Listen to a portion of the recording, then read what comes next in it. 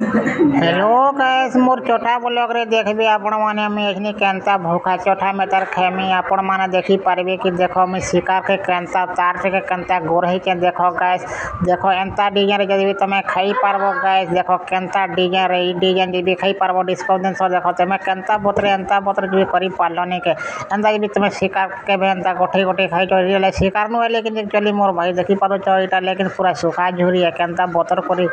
बेटा के फिस करी केनता बना है कि देखि पारो छ तमे देखो एंता झुलाबो एंता झुले झुले तमे हले हले करे खाबो देखो केनता सब झोल तले पड़ी जे देखो देखो केनता मुई तार गुरहो छ देखि पारो छ आपण माने